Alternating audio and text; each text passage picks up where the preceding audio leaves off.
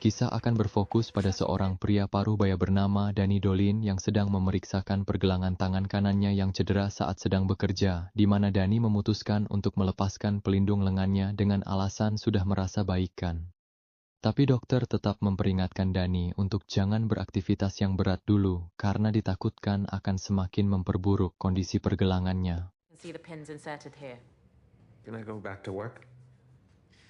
If you have to, you have to. Just, we don't want to be putting pressure on your fingers. Danny sendiri adalah seorang penjual roti di sebuah toko roti kecil di pusat kota, di mana seorang pemuda bernama Ivan tiba-tiba muncul dan meminta pertolongannya.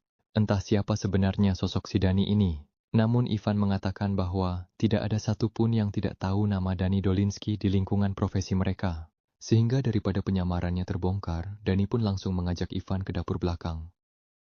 I said I should come in for pastrami. Okay, let's get back in the... We can't just close in the middle of the day. Well... Ternyata Ivan baru saja selesai melakukan suatu pekerjaan dan tak sengaja terluka di bagian perut. Tujuan Ivan mendatangi Danny adalah untuk meminta bantuan agar menghubungi pihak perusahaan, karena hanya Danny lah satu-satunya orang yang punya kontak langsung dengan para petinggi perusahaan. Selesai menelepon petinggi perusahaan, Danny pun menyuruh Ivan untuk melepas pakaiannya, dengan alasan dokter sebentar lagi akan datang dan mengobati luka di perutnya.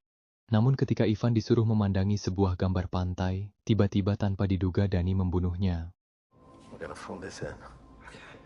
Here's Dolinsky. Yeah.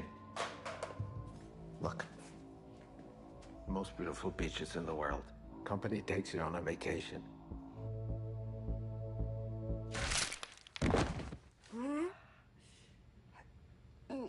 Setelah mengeksekusi Ivan dan menyerahkan mayatnya pada tim pembersih, Danny pun pergi ke sebuah rumah besar milik direktur perusahaan. Yang mana di sini diketahui jika profesi Danny yang sebenarnya adalah seorang pembunuh bayaran. Perusahaan yang dimaksud ternyata adalah perusahaan yang bergerak menawarkan jasa pembunuh bayaran bagi para pelanggan kelas atas, di mana Danny sendiri sudah 30 tahun bekerja sebagai pembunuh bayaran sampai akhirnya diistirahatkan sekitar 1 tahun lalu gara-gara tangannya yang mengalami cedera. Hey, what's up, Dolinsky? Fucking braces off, my man. Lalu kita diperkenalkan dengan seorang wanita bernama Opal, salah satu petinggi perusahaan cabang sekaligus atasan Danny selama 30 tahun ini. Danny ingin kembali pada pekerjaannya karena bosan harus pura-pura menjadi penjual roti terus. Namun menyadari kondisi cedera tangan Danny yang belum sembuh total, Opal pun menolak permintaan tersebut.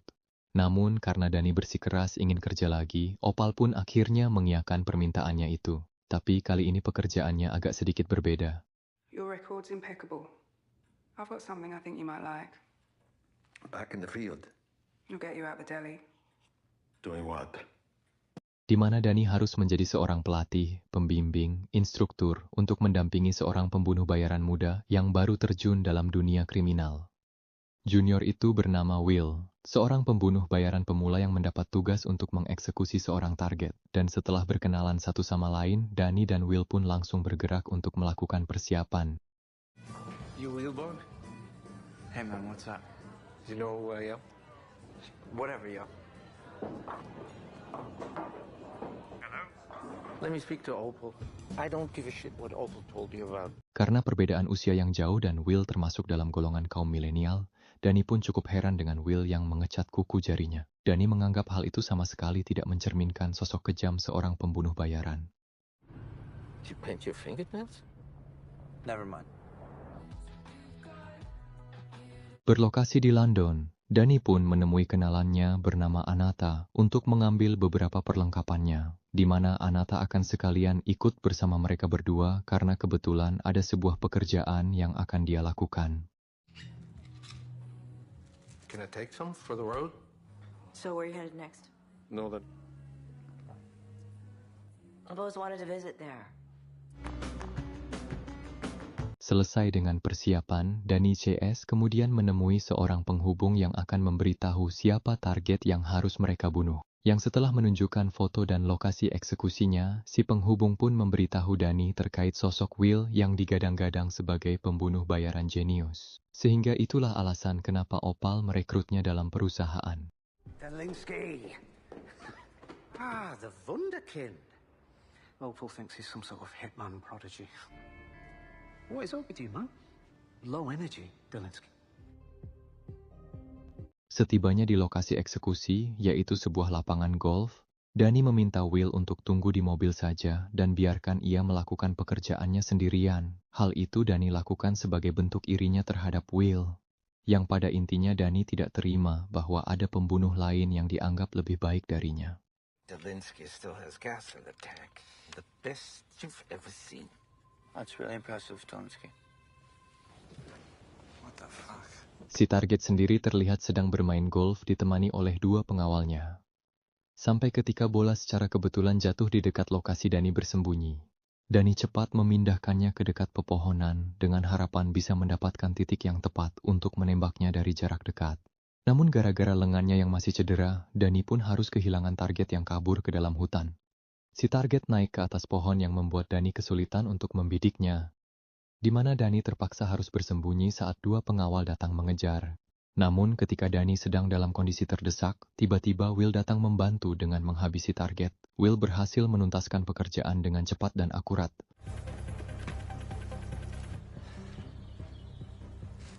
Yo! Oh, fuck!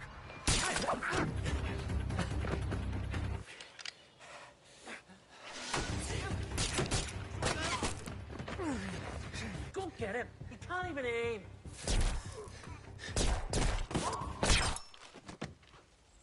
Tak langsung pulang ke rumah, Danny dan Will pun mendapat tugas baru untuk menemui salah satu pendidik perusahaan cabang London bernama Anton dan asistennya bernama Simon.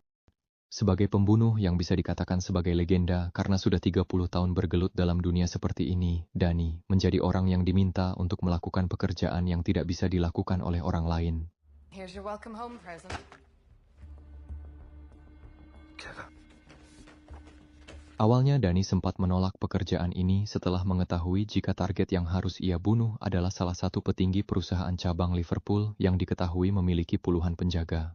Dan yang membuat Danny cukup terkejut adalah target yang sebelumnya ia dan Will bunuh adalah calon kandidat yang akan menggantikan direktur perusahaan jasa ini. Sehingga sudah jelas bahwa ada permainan politik dalam misi ini dan Danny tidak ingin ambil pusing dengan hal itu. Suicide mission. We'll pass. This isn't at will employment. Sit down, Delinsky. Hear him out. Setelah menerima pekerjaan ini meski terpaksa, Danny dan Will pun berdiskusi terkait lokasi target mereka yang berada di sebuah pulau terpencil sejauh 30 km dari daratan. Sehingga satu-satunya cara tercepat untuk menyeberanginya adalah dengan menggunakan perahu bot kecil. Setibanya di lokasi, Will sempat terkejut saat melihat jika sungai yang harus mereka seberangi ternyata airnya sedang surut. Dengan kata lain, mereka tidak memiliki pilihan lain selain harus berjalan kaki sejauh 2 km untuk sampai di lokasi si target.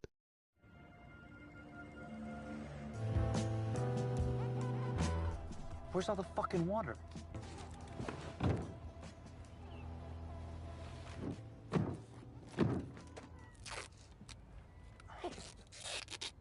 All the fucking water? It's about 1.5 miles. Whatever.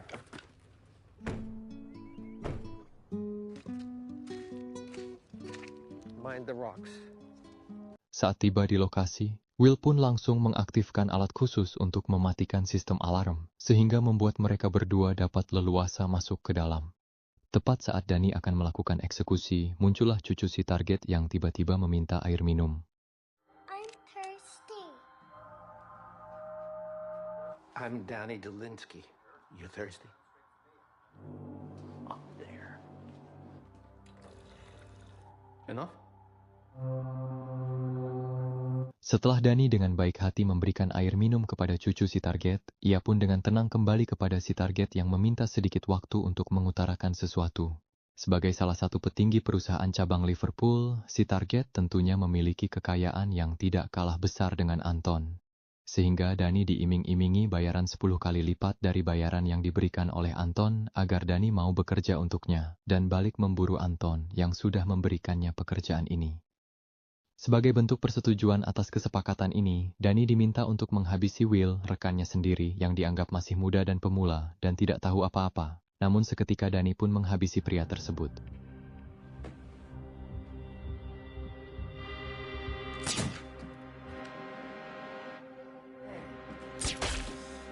Meski Dani kurang suka dengan Will partnernya, ia masih memiliki value dalam hal loyalitas dengan tidak membiarkan uang menjadikannya sebagai sosok pengkhianat. Selesai dengan misi, Dani dan Will pun menemui Anton untuk melaporkan hasil pekerjaannya, di mana Anton memuji kolaborasi mereka berdua yang dianggap sangat klop dan cocok. Sehingga untuk kedepannya, Dani diharapkan bisa terus berdampingan dengan sosok Will ini. Namun jauh dari harapan Anton, Dani menyimpan sedikit unek-unek terkait Will yang melakukan pekerjaan secara serampangan, di mana Will tidak menggunakan hati nurani dan sisi kemanusiaan, seperti saat Will menghabisi 2 pengawal di misi pertama, dan sempat akan menembak seorang bocah kecil di misi kedua. Sehingga alhasil terjadilah perdebatan di antara mereka berdua yang berakhir dengan sedikit keributan. Beruntung ada Anata yang dengan cepat melerai perkelahian dan langsung menyeret Dani keluar dari klub malam tersebut. I kill people because they had it coming. Because you've only done easy jobs your whole life. You've never been in the shit. Is it a challenge for you? Stop it, stop. Di mana hal mengejutkan terjadi saat 3 orang preman muncul dan berniat mengganggu Dani. Tetapi Anata yang ada di sana dengan cepat mengatasi mereka.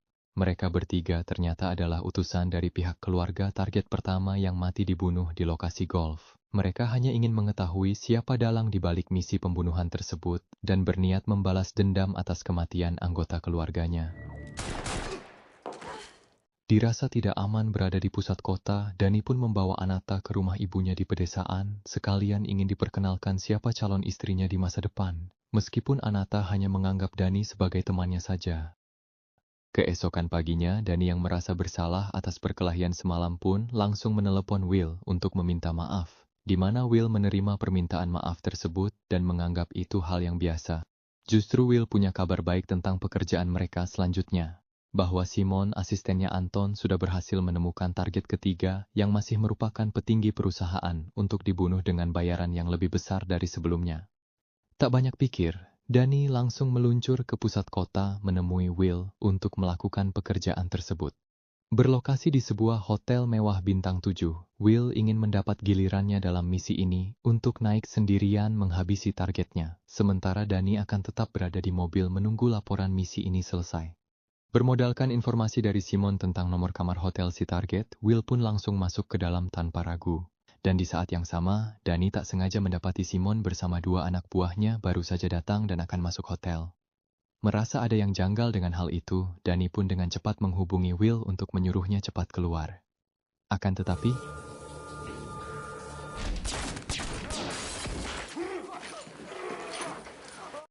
di sini Simon tidak langsung membunuh Will, karena dianggap masih berguna untuk memancing kemunculan Dani. One, tell me where to... So you've got 2 options. Your mind, there's something I want you to understand. Now, Monty specializes in extract. Di mana pada saat yang sama, Simon juga telah mengutus beberapa pembunuh ke kediaman Opal. Hi guys. Kembali ke Dani yang bergegas mengganti kostum dan kabur dari hotel tersebut. Ia langsung menemui Anton untuk meminta penjelasan terkait apa yang sebenarnya terjadi. Kenapa Simone asistennya tiba-tiba saja berkhianat? Ternyata ada pihak ketiga yang ingin menghancurkan perusahaan jasa pembunuhan mereka. Pihak itu diketuai oleh seseorang bernama Monty, dan Simon, asisten Anton, telah menjadi bagian dari rencana tersebut. Sekarang semuanya menjadi kacau. Opal atasan Dani baru saja dikabarkan mati, yang menjadikan Anton sebagai satu-satunya petinggi perusahaan yang masih tersisa.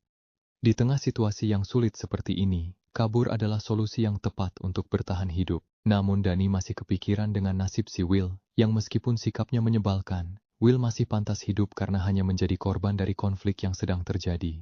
Dengan cepat, Dani pulang ke rumah untuk mengevakuasi ibunya dan Ananta. Tetapi Simon ternyata sudah sampai di sana dan langsung menembaki mereka semua.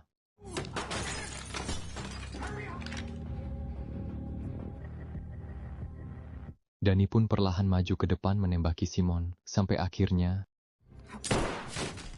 Let's make a deal. You'll never see me again.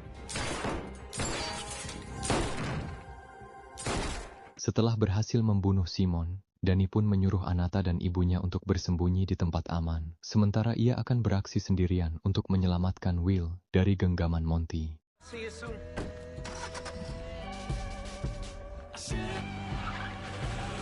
Langkah awal yang Danny ambil adalah mendatangi salah satu usaha milik Monty, yaitu sebuah bar yang berada di pusat kota.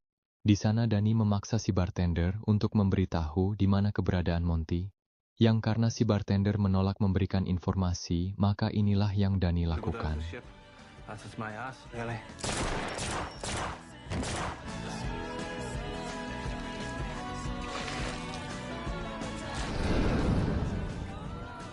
Setelah membakar habis bar tersebut, Danny tidak langsung pergi melainkan menunggu di dalam mobil untuk mengamati siapa saja yang datang ke lokasi.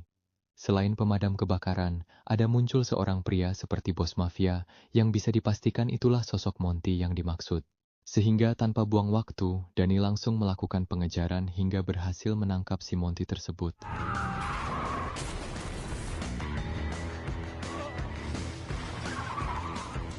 Setelah berhasil mendapatkan Monty, Danny langsung pergi menuju lokasi tempat Will disekap, di mana salah satu anak buah Monty pun malah mengeluarkan sebilah pisau dan menikam perut Will hingga terkapar. Terjadilah baku tembak di antara Danny dan anak buah Monty yang membuat Danny terdesak, di mana Danny memanfaatkan apa yang ada di sekitar seperti wajan untuk menampung beberapa buah peluru yang akan dipanaskan.